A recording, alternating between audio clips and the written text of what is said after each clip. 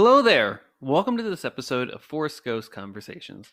This is your host, Anthony King, and this week I will be discussing highlights from the Disney Gallery episode for The Mandalorian Season 3. Before we get started, I'm inviting you to support Force Ghost Conversations on Patreon. If you're a fan of the podcast and would like to consider pledging your support, there will be a link in the episode description for you to check out the various tiers offered. Also, please be sure to check out our TeePublic store to buy some Force Ghost Conversations merchandise. And without further ado, it is time to gather around the campfire for some Force Ghost conversations.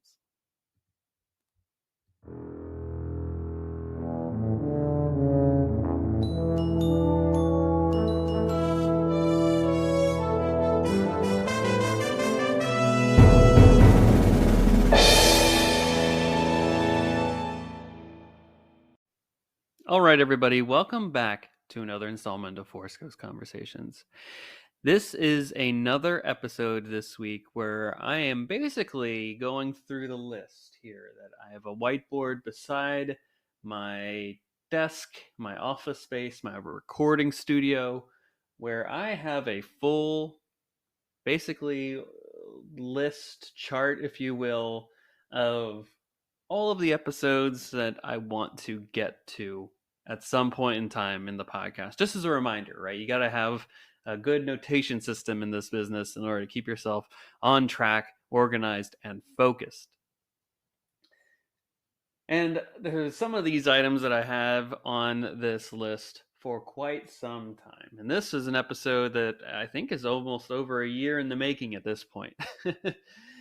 Just because I think when it came out, it was around the same time that Indiana Jones was, or at least Dial of Destiny was coming out. So then we wanted to do all of our indie discussions. And I learned from previous podcasting experience, I didn't want to release multiple episodes. I didn't want to compact full episode, like too much into one episode. I wanted to let things breathe and have their own time in the sun so we can discuss them in full length and detail that they deserve and should be discussed at.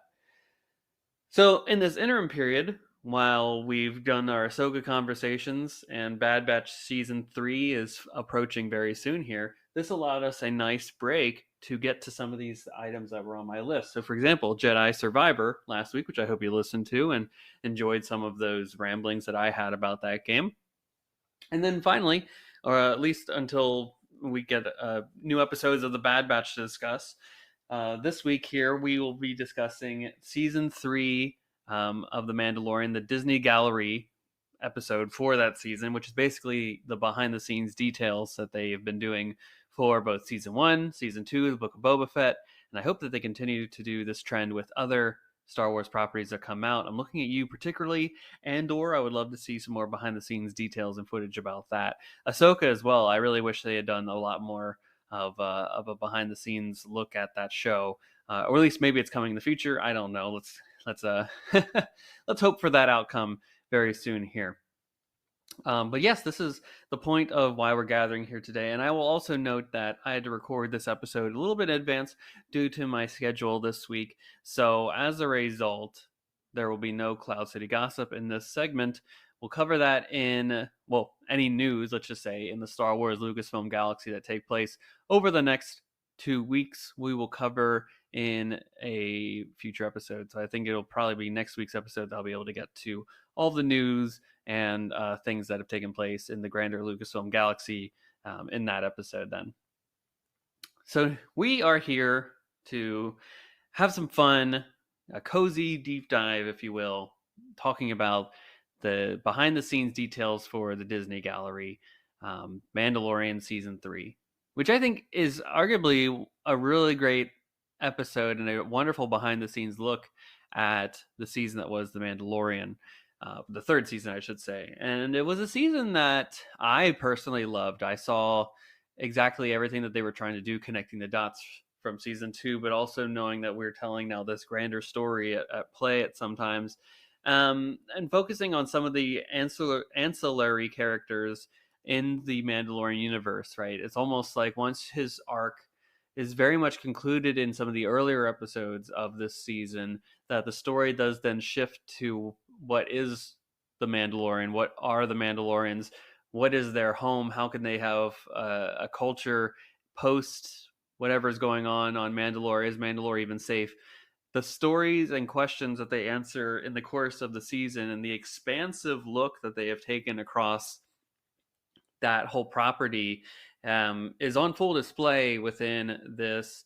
At least when you talk to the creators, it's in full display in this documentary. So obviously you're going to hear from the folks like Jon Favreau, Dave Filoni, and talk about how the show kind of evolved from being this just like wacky episode of the week, bounty of the week, bounty hunter show that has now evolved to such great lengths where it has these connective ties to episode 9, to even what they're doing in Bad Batch right now, where they're heading with this Dave Filoni crossover event film.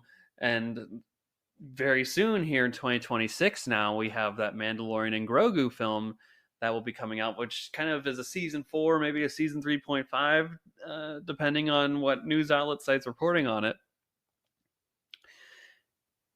So it's always good, in my opinion, to get into the headspace of where these characters, at least the creatives for this, are at, and to kind of see if my mindset aligns with that. I really enjoyed the Book of Boba Fett one, the documentary series for that one. That they explained that one in full detail as well, and I was really glad to hear that my opinions on that show and where I could see the character arcs forming were similar to what the creative minds behind the show were trying to do. And from what I can tell, that is exactly what same approach was for The Mandalorian season 3. There was an expansive approach taken to the linear scale of the storytelling in this series. They took them to different planets, exposed them to different characters, but again, like I said, the focus shifted from other characters aside from just the Mandalorian and Grogu. We got a little bit more of Greef Karga in the season, but I will say particularly Bo-Katan and the Armorer and some of those ancillary, maybe that's the buzzword today, ancillary Mandalorian characters, Koska Reeves, Axe Woves, they were more, in a way, at the forefront because they had to challenge their own ideologies in regards to what is presented by our titular character, the Mandalorian, as well as the ideology of just what the Armorer is putting forth and the Children of the Watch. That whole sect of Mandalorians versus, well, here are your Mandalorians that are basically in exile, like these Bo-Katan led group of mercenaries in a way, because that's where he discovered them later on, especially with the Bombardier and Lizzo episode. And you also have those survivor Mandalorians that are still on Mandalore, fighting for their very life and rights against the tumultuous landscape that is the surface of Mandalore, but also the fact that the Empire is doing a full new Dark Trooper-esque program within the confines of Mandalore itself, and all that comes into play with that in regards to that. So this is, and you get a bit more of the politics of the new Republic that are on full display in a lot more grander sense in Ahsoka, but those seeds are certainly laid here. And obviously, we heard Thrawn is a name that's reintroduced in the Shadow Empire and Project Necromancer. And as we get more stories within this Bad Batch kind of Mandalorian Episode 9, this through line across those properties, and we learn and explore more about what these answers really entail, this show is good. The season, I should say, I think is going to be a bit more pivotal as time goes on. So, people certainly had expectations going one way about the series, and then maybe those have been changed to something else because of that. And, people sometimes like change and sometimes they don't versus what they were expecting. But I'm always a fan of, like, just give me what the creators want to tell. I trust them to do that, and they certainly have earned the right to do so. So basically, long story short, it's great seeing our familiar cast of heroes, and not necessarily heroes, but the people behind the scenes putting this work together, right? Your Dave Filoni's, your Jon Favreau's. But it's also great to see Rick Famuyiwa be kind of promoted to almost their level of status in terms of executive producing of the series. So he has a lot more say, and I know he directed, I believe, the last episode. of this season. And just to have him at the forefront of this and bringing his ideas and experiences, and he's always done wonderful episodes of the Mandalorian itself, but now that he's able to have a bit more of a creative voice and to maybe take some of the pressure and weight of tasks between what John and Dave are doing, allowing them to maybe do Ahsoka, maybe more Boba Fett, and perhaps these crossover episodes and Skeleton Crew and all that stuff that's supposed to be coming down the pipeline eventually. um, it's always great to see someone promoted from within, and I've always been appreciative of Rick Famuyiwa's work. And anytime that he talks about Star Wars, it's always just something I need to sit down and listen to, because this man knows creativity well, and he knows characters and he knows emotion, and he's able to get that out of them in these wonderful performances here. Additionally, some Carl Weathers, seeing him on full display again in this documentary is always good to see him. Unfortunately, we did lose him a couple weeks ago. It was nice to see that touching tribute in the Super Bowl. And Shawna Trpcic as well too, who did a lot of the costume design for this series. To be celebrated within this episode is certainly an understatement, but she's done a tremendous amount of great work across the Mandoverse stories that I hope they continue to utilize her designs and inspire future costume design as a result because of that. Bryce Dallas Howard, of course, also is involved, and I loved hearing her kind of reconnect with Ahmed Best.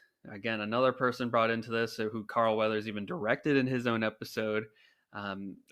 Great seeing just these wonderful people, both behind the scenes and in front of the camera, getting their flowers in this instance, to spark the next generation of Star Wars storytelling.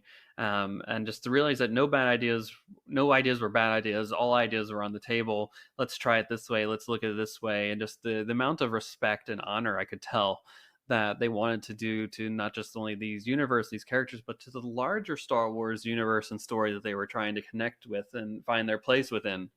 Wonderful stuff across the board. Lee Isaac Chung and Peter Ramsey and Rachel Morrison were the new faces of directors that we got to see in this documentary series, and also their work just in general in The Mandalorian Season 3. I particularly enjoyed hearing Lee Isaac Chung's approach. He did the episode that was primarily based on Coruscant, with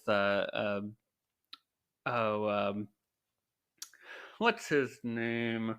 Dr. Pershing. Yes, Dr. Pershing.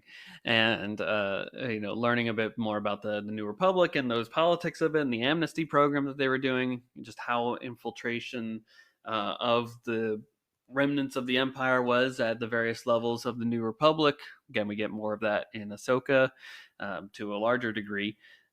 But just to see his approach to how we do the opera house scene, and hearing Dr. Pershing's speech and looking at it from, okay, Anakin goes up the stairs, let's see it from the other perspective. He's going down the stairs, and the camera's kind of placed at the same angle. That attention to detail is something that only a director can do, and especially one that appreciates the source material, but also knowing where they fit within the grander Star Wars story is something that's really important to me, particularly that they put such an effort and grace into that. Always good as well to hear Doug Chiang talk about the kind of inspiration for what he's doing in this. The fact that he got to explore more Coruscant like he did in the prequels, but now in a different sense, right? He gets to see some of the more street level aspects of Coruscant rather than just the grand Jedi Temple and the Senate building and all that stuff, right? He's like, well, we get to explore more of the taxi systems that we had in the Mandalorian, but also we kind of introduced them in the Phantom Menace and Attack of the Clones, and now we get to expand on that further. And that's that idea that I've been toying with for almost 30 years now. That's really cool that he's able to continually reinvent the wheel, but also look back to kind of ideas that he had before then and just kind of flesh them out in a new way or reinvigorate them. I liked hearing his approach to determining what the surface of Mandalore looks like and seeing that production design, looking at the different concept art that they have and that they appropriately show at the end of every episode. I wish they kind of done that for Ahsoka. I don't get me wrong, I like the end credit sequence, but I wish I could have seen a bit more of the concept art for that. I wish that was something on display for that. Also, Kenobi too. I would have loved to have seen more of the concept art, and that was a great panel that he did at Star Wars Celebration in London this past year. I may need to rewatch that just because of how awesome it was, and that was really the first time that we got to see something like that. I digress, though. That's something I'll have to do in my spare time. um, yeah, that was some good stuff there, and just to like hear his thoughts about, okay, so the Empire is now taking over some of these catacombs um, of the Mandalores itself. So what does that mean for the changing of like how the designs of the production would look like, and we have to infuse a bit more Empire nature or Empire looking design into that.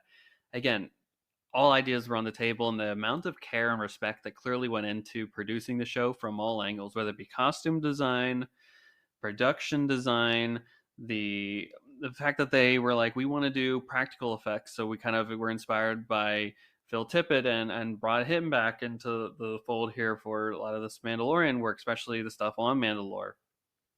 All that was incredible. The fact that these big name actors and creatives want to come in there, like a Christopher Lloyd, like a Jack Black, like a Lizzo. They want to be involved in Star Wars, and they want to be a part of particularly this era of Star Wars and this aspect of Star Wars storytelling. So the sky is frankly the limit for where we can go in the future with these characters. And the stories to be told here, and just like the different planets that they can go to, and the set designs, like all that is certainly going to be continuing to expand and grow as the stories for themselves continue to expand and grow as well. And it's just one of those shows that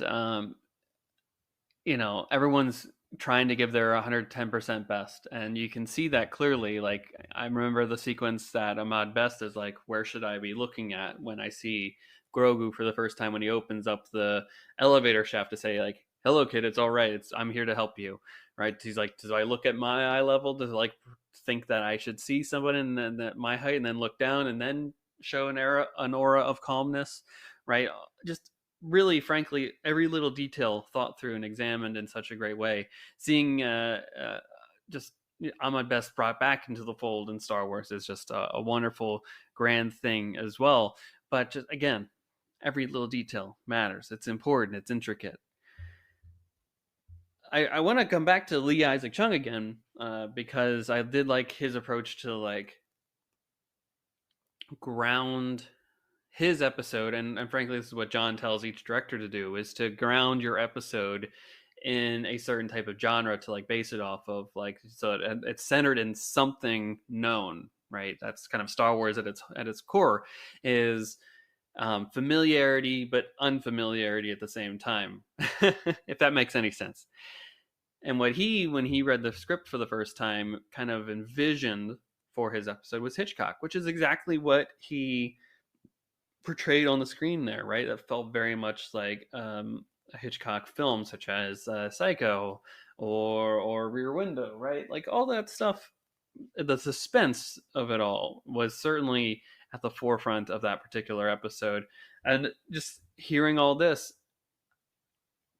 it's great to see the behind the scenes details and all that stuff. But ultimately, when you get this level of intricacy for what the creatives are doing behind the scenes, it just gives me more confidence in what they are doing moving forward. It makes me want these people to continue to come back to the fray for tell more stories in this space. It makes me want to see what other work they're doing outside of the galaxy, far, far away, just so I can continue to support them, because I got a glimpse into their thought process, because I got a glimpse into the work that they are doing on a daily basis, right? Katie Sackhoff is probably, in my opinion, the real MVP of this season in many ways, for what she was able to bring to Bo-Katan, to like have that concept of like, okay, well, I did a couple episodes in season 2, but now she's really at the forefront, and the acting that she had to do in between that time frame to like really become engrossed within the character again, and go from voice actress to full, almost main character for this series, was on full display. And her honesty and her vulnerability about that process was again at the center of her interviews that she was undertaking for this gallery season. So all that to say, I think this is a really wonderful behind the scenes documentary. This is up there with the other two seasons, of course.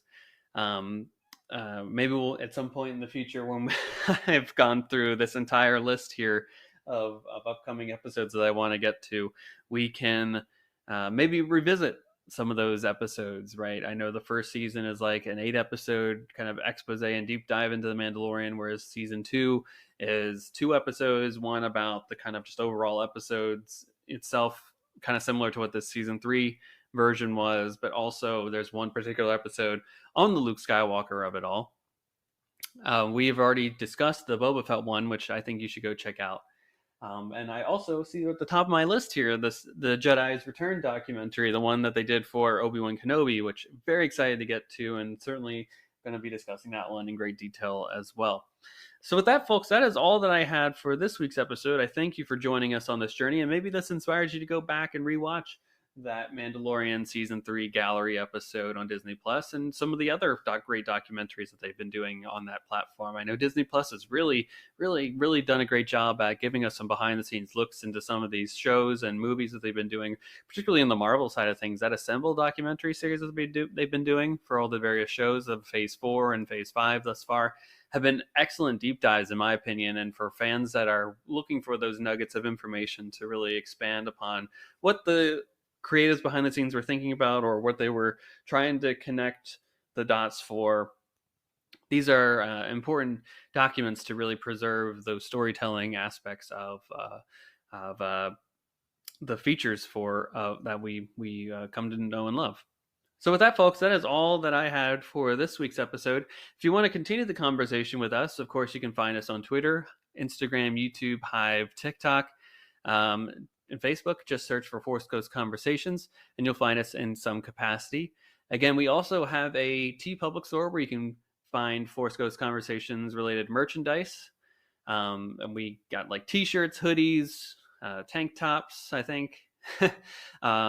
Certainly pillows and iPhone cases. There's a whole plethora of stuff that they have on that site. So just go to the link, the link that we have in the episode description, and you can find that. We also have not a TeePublic. Well, you do have a TeePublic store, but we also have a Patreon site where for as little as $1 a month, you can get access to a variety of different Force Ghost Conversations related goodies. And for even as low as $3 a month, you can get an extra episode of the podcast, which is also a fun little treat for all of you that are maybe, hopefully, enjoying the show to a large degree. So with that, folks, that is all that I had for this week's podcast. Thank you again for listening. We'll be back next week with a brand new episode, which I believe will be our first foray into the new episodes for the Bad Batch. So very excited for that stuff, and a lot more great Star Wars and Lucasfilm content on the way to discuss on Force Ghost Conversations. So make sure you're subscribed and tell your friends about us and continue to grow the seats around the proverbial campfire that is Force Ghost Conversations. With that, folks, that is all that I had for this week again. May the Force be with you. Take care.